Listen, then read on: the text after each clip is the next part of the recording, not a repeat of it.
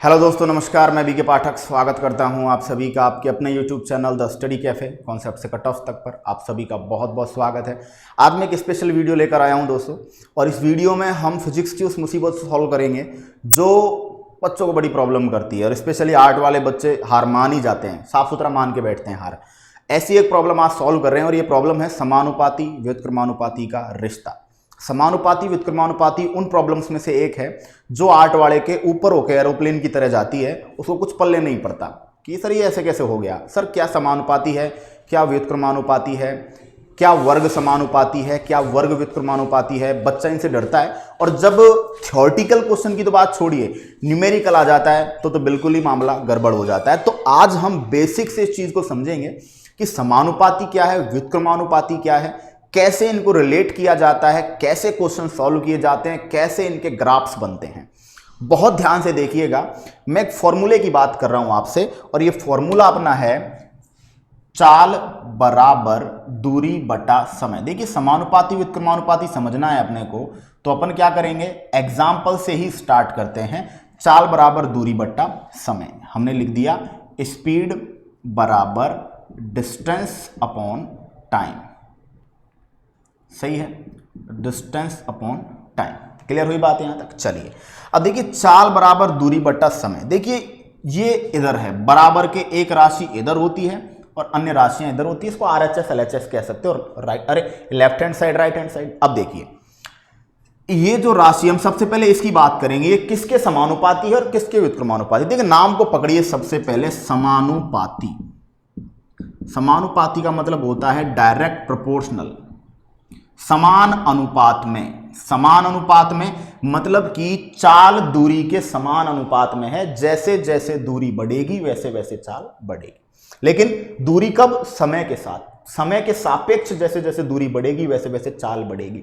ठीक है। अच्छा, दूसरी बात, व्युत्क्रमानुपाती क्या होता है? व्युत्क्रमानुपाती को हम लोग लिखते हैं रिवर्स प्रोपोर्शनल। रिवर्स का या भी ये भी बोल सकते हो, या इनवर्सली प्रोपोर्शनल।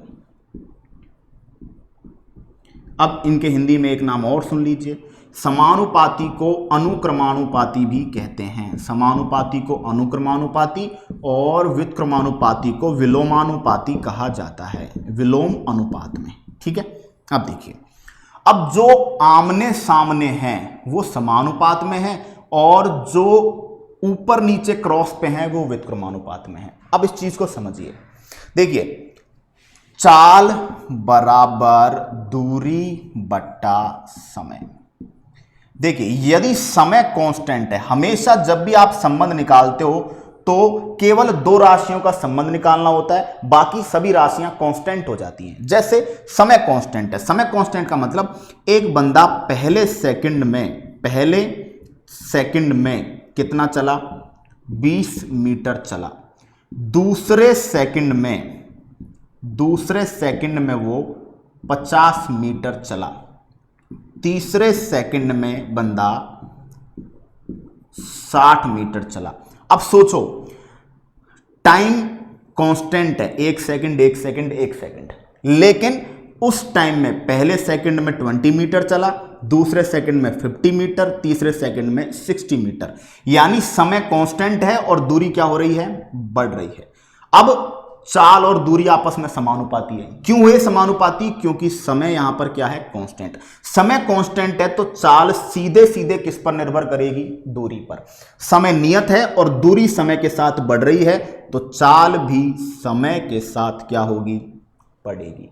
इसको बोल दिया हमने समानुपाती। समानुपाती मतलब समान अनुपात में। ठीक है। अब दूसरा काम करते हैं, अब हम क्या कर देते हैं, दूरी को कांस्टेंट कर देते हैं इस बार। अब दूरी को कांस्टेंट कर देंगे तो चाल और समय आपस में आ गए क्या? व्युत्क्रमानुपाती। व्युत्क्रमानुपाती का मतलब है उल्टे अनुपात में, यानी इसके साथ जो होगा उसका उल्टा इसके साथ होगा। अब दूरी को कांस्टेंट कर देते हैं, मतलब पहले दूरी 10 मीटर, फिर दूरी 10 मीटर, फिर दूरी 10 मीटर।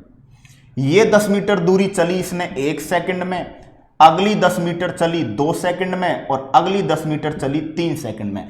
बताओ, दूरी कांस्टेंट है लेकिन जो टाइम है वो क्या हो रहा है? बढ़ रहा है। समय बढ़ रहा है, समय का उल्टा होगा चाल के साथ। अगर दूरी कांस्टेंट है समय के साथ और समय क्या हो रहा है, बढ़ रहा है, तो दोस्तों ऐसी कंडीशन में चाल क्या होगी, घटेगी। समझ रहे हो बात को, ये व्युत्क्रमानुपाती है। तो समानुपाती का मतलब होता है समान अनुपात में।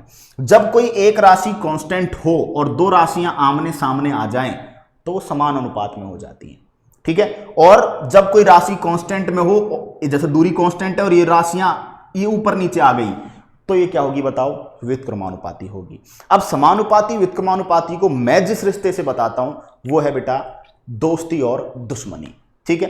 ये क्लासरूम में भी बताता हूं, लेकिन आज मैं एक स्पेशल वीडियो इसके लिए लेकर आ गया, जिससे कि आप जिन भी बच्चों को इन सबसे डर लगता है वो बच्चे आज इन क्वेश्चंस को सॉल्व कर पाए। देखिए मैं बात करता हूं समानुपाती को मैं क्या लिखता हूं, दोस्ती, और व्युत्क्रमानुपाती को मैं क्या लिखता हूं, दुश्मनी, ठीक है। मैं इस तरह पढ़ाता हूं, समानुपाती को मैंने क्या लिख दिया, दोस्ती, और व्युत्क्रमानुपाती को मैंने क्या लिख दिया, दुश्मनी, ठीक है।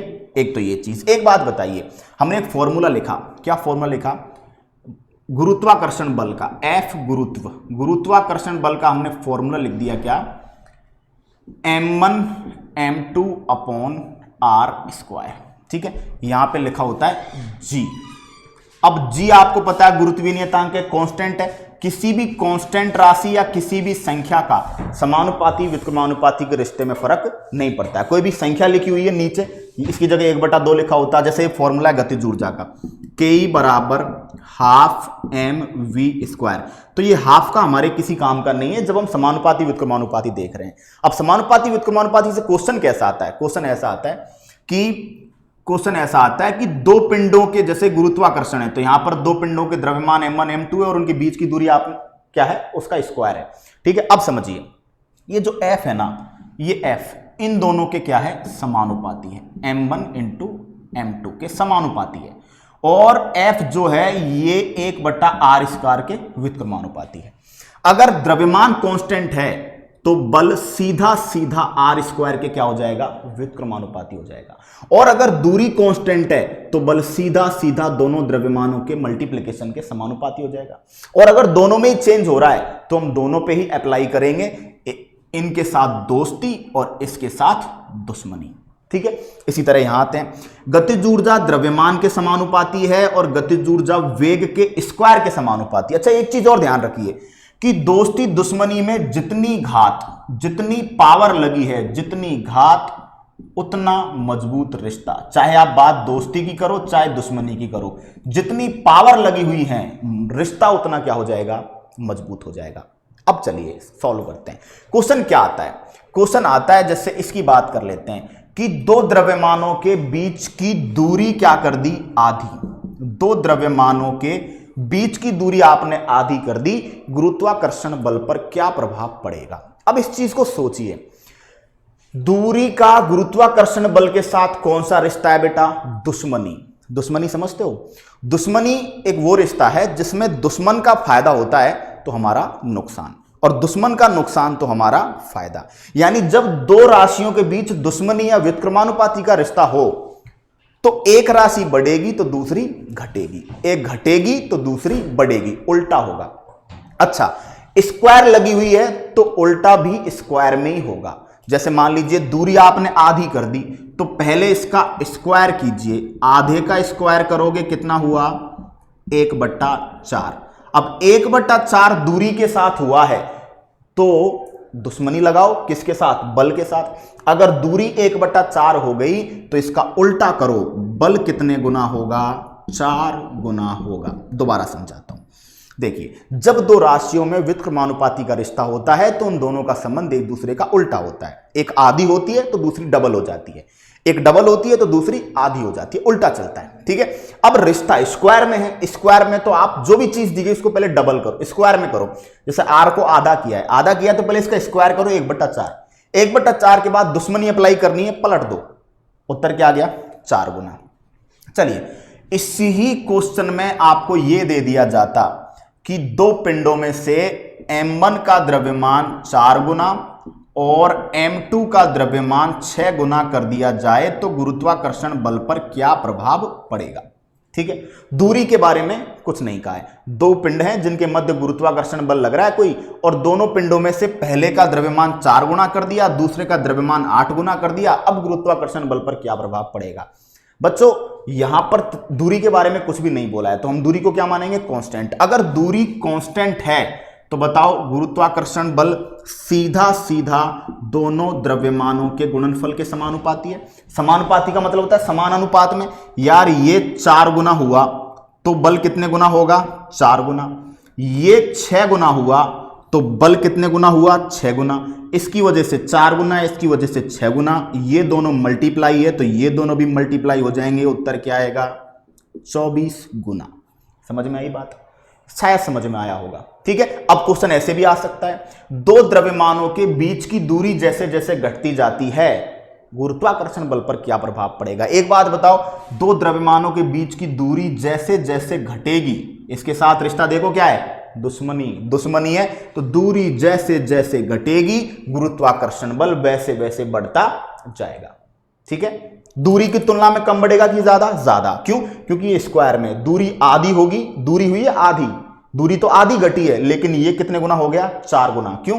क्योंकि स्क्वायर में उसका रिश्ता चल रहा है। दुश्मनी स्क्वायर में चल रही है, स्क्वायर में चल रही है तो ज्यादा से ज्यादा उसका इफेक्ट पड़ेगा। ठीक है। ये क्वेश्चन आपने करके देखा। चलिए अब गतिज ऊर्जा वाले क्वेश्चन पे हम लोग इसको अप्लाई करते हैं। ठीक है। स्क्रीनशॉट लेते रहिएगा और अच्छे से समझते रहिएगा। ठीक है। दोस्ती, दुश्मनी, समानुपाती, व्युत्क्रमानुपाती। ठीक है। चलिए अब एक क्वेश्चन करते हैं। देखिए एक क्वेश्चन हम पहले इसी पर आधारित कर लेते हैं, है ना। देखिए दो द्रव्यमान हैं, लीजिए दो द्रव्यमान हैं M1 M2, इनके बीच में दूरी R है और बल कितना लग रहा है? F। अब इस हम R को तो कर दिए 1/3, R को तो क्या कर दिए हम? 1/3 कर दिए। इस द्रव्यमान को कर दिए, M1 द्रव्यमान को कर दिए आधा, और इस द्रव्यमान M2 को हम कर दिए कितने गुना? 4 गुना। अब बताइए बल पर क्या प्रभाव पड़ेगा? अब देखिए बल का फॉर्मूला है बराबर M1 M2 upon R square. अब इन दोनों के साथ तो क्या है? दोस्ती। तो ये आधा तो बल भी क्या होगा? आधा होगा। ये 4 गुना तो बल भी 4 गुना। ठीक है। अब बताओ आधे को 4 से मल्टीप्लाई किया तो बल कितने गुना हो गया? 2 गुना। तो द्रव्यमानों का फर्क तो ये पड़ा भाई, दोनों द्रव्यमानों के समानुपाती था बल। दोस्ती थी तो इसके साथ आधा तो इसके साथ आधा, इसके साथ 4 तो इसके साथ 4। अब आधे को 4 से मल्टीप्लाई किया, टोटल रिजल्ट कितना निकल कर आया? टोटल रिजल्ट 2 गुना निकल कर आया। ठीक है। अब 2 गुना तो द्रव्यमानों की वजह से। अब इसको देखिए, इसको आपने क्या किया है? 1/3 स्क्वायर करो, स्क्वायर में ना रिश्ता, तो क्या हो गया? 1/9। अब एक बात बताओ, अगर इसके साथ 1/9 है तो रिश्ता इसका क्या? दुश्मनी। 1/9 को उलट दो, उलट कर कितना गुना हो गया? 9 गुना। अब 2 गुना तो द्रव्यमानों की वजह से हो गया था, 9 गुना इसकी वजह से हो गया। टोटल उत्तर क्या आएगा? 18 गुना। क्लियर? दोबारा समझिए, F is proportional to M1 M2 upon R square. देखिए इसकी वजह से आधा, इसकी वजह से 4 गुना, इसकी वजह से देखो ऐसे लिखो, इसकी वजह से यहां ये 1/3 किया, इसका स्क्वायर किया, कितना हो गया? 1/9। 1/9 की वजह से बल कितने गुना होगा? 9 गुना। ठीक है। अब सॉल्व कर लीजिए पूरा, इसको मल्टीप्लाई किया 2 बार, 9 दूना 18, बल कितने गुना हो जाएगा? 18 गुना। ठीक है। चलिए स्क्रीनशॉट लीजिए जल्दी से, फिर मैं आगे गतिज ऊर्जा के फॉर्मूले पर और 1-2 फॉर्मूलों पर इसको अप्लाई करके आपको बताता हूं। ठीक है। चलिए देखिए जैसे कि गतिज ऊर्जा का फॉर्मूला है, यहां से बहुत क्वेश्चंस आते हैं आपके। क्या क्वेश्चंस आ रहे थे? चलिए मैं बताता हूं। देखिए क्वेश्चन आ रहे थे आपके पास कि हाँ KE बराबर ½ mv²। इसका मतलब गतिज ऊर्जा द्रव्यमान के समानुपाती है और गतिज ऊर्जा वेग के साथ स्क्वायर में समानुपाती है। दोस्ती है दोनों साथ, इसके साथ दोस्ती कमजोर है, इसके साथ स्ट्रॉन्ग वाली है। अब क्वेश्चन आ गया, क्या क्वेश्चन आ गया कि वेग दुगना कर दें, किसी वस्तु का वेग दुगना कर दें तो गतिज ऊर्जा पर क्या प्रभाव पड़ेगा? अच्छा एक बात बताओ, वेग दुगना किया है मतलब द्रव्यमान के साथ कुछ नहीं किया, वेग को दुगना किया तो दुगने का क्या करो? स्क्वायर करो, 4 गुना। और 4 गुना होने के बाद गतिज ऊर्जा का संबंध इसके साथ दोस्ती है तो गतिज ऊर्जा भी कितने गुना होगी? 4 गुना। चलिए ठीक है। वेग को 1/3 कर दें, 1/3 तो बताओ 1/3 करोगे तो स्क्वायर करोगे उसका, कितना आएगा? 1/9। और ये 1/9 तो ये भी 1/9, क्योंकि दोस्ती है, तो गतिज ऊर्जा कितनी हो जाएगी बताओ, 1/9। सही है, ये भी समझ में आ रहा होगा। क्वेश्चन नंबर नेक्स्ट करके देखते हैं। ठीक है, क्या कि कार बस ट्रेन का वेग समान है, कार बस ट्रेन का क्या है, वेग समान है, इनकी गतिज ऊर्जा का क्रम बताओ। अब देखो समझो, कार बस ट्रेन का क्या है, वेग तो समान है, इसका मतलब गतिज ऊर्जा सीधे सीधे किसके समानुपाती बच गई, द्रव्यमान के। जिसका द्रव्यमान ज्यादा उसकी गतिज ऊर्जा ज्यादा। तो बताओ कार का द्रव्यमान ज्यादा, कार का द्रव्यमान कम, बस का और ज्यादा, ट्रेन का और ज्यादा। तो बताओ ऑर्डर बन के आया। ठीक है, अगला करते हैं। कार बस ट्रेन की क्या है, गतिज ऊर्जा समान है, गतिज ऊर्जा क्या दे दी, सेम। अब बताओ इनके वेग का ऑर्डर बताओ, वेग का क्रम। अब इसको सॉल्व करते हैं। देखो अब देखिए क्वेश्चन में क्या दिया है ना। ठीक है, मैं ऊपर वाला मिटा रहा हूं, स्क्रीनशॉट इसको लेना है ले सकते हो। देखिए अब क्या दिया इन्होंने, अब ये दिया देखो, के बराबर हाफ mv²। ठीक है, तो आप फॉर्मूला ऐसे अब आपको किसका अनुपात पूछ रहा है, वेग का। तो वेग को इधर ले लो, v² बराबर 2 × ke अपॉन m। बताओ गलत फॉर्मूला है क्या ये, नहीं। v² बराबर 2 को इससे ke से मल्टीप्लाई किया, नीचे m का भाग लगा दिया। ठीक है, अब गतिज ऊर्जा क्या है, तीनों की सेम है, गतिज ऊर्जा सेम है, तो वेग सीधा सीधा व्युत्क्रमानुपाती आ गया किसके, द्रव्यमान के। भाई वेग देखो सीधा व्युत्क्रमानुपाती है द्रव्यमान के, आपसे क्रम ही तो पूछ रहा है, क्रम पूछा, इसका मतलब जिसका द्रव्यमान कम उसका वेग ज्यादा। क्लियर, तो वेग का क्रम पूछ रहा है ना आपसे। कार का द्रव्यमान कम है तो कार का वेग सबसे ज्यादा रहेगा, बस का उससे कम रहेगा, और ट्रेन का सबसे कम रहेगा। ठीक है, ऑर्डर समझ में आ रहे हैं, आई थिंक आपको समझ में आ रहे होंगे। ठीक है, चलिए अब आगे बात करते हैं। अब हम इसी सिस्टम को हम अप्लाई करते हैं आगे किस पर, गतिज ऊर्जा और संवेग के फॉर्मूले पर अप्लाई करते हैं। गतिज ऊर्जा और मोमेंटम के बीच में जो संबंध हम बताते हैं, वो संबंध अपना क्या था, वो संबंध अपना था ke बराबर p²/2m। ठीक है, क्वेश्चन करते हैं। कार बस ट्रेन का की गतिज ऊर्जा क्या है, गतिज ऊर्जा समान, गतिज ऊर्जा सेम है। अब आपसे किसका क्रम पूछ रहा है, संवेग का क्रम। अब जिसका भी आपसे क्रम पूछे ना, उसको आप एक तरफ ले आइए, p² को एक तरफ रखिए, p² एक तरफ आएगा तो ये दोनों मल्टीप्लाई हो जाएंगे, आंसर क्या आएगा, ke × 2m। सही है, बताओ ke तो क्या है, कांस्टेंट है, तो p² सीधे सीधे समानुपाती हो गया किसके, m के। ये जो नंबर लिखे रहते हैं इनको इग्नोर करते हैं हम। ठीक है, इसका मतलब जिसका द्रव्यमान ज्यादा उसका संवेग ज्यादा। बताओ कार का द्रव्यमान कम, बस का और ज्यादा, ट्रेन का और ज्यादा। जैसे जैसे द्रव्यमान बढ़ेगा वैसे वैसे संवेग क्या होगा, बढ़ेगा।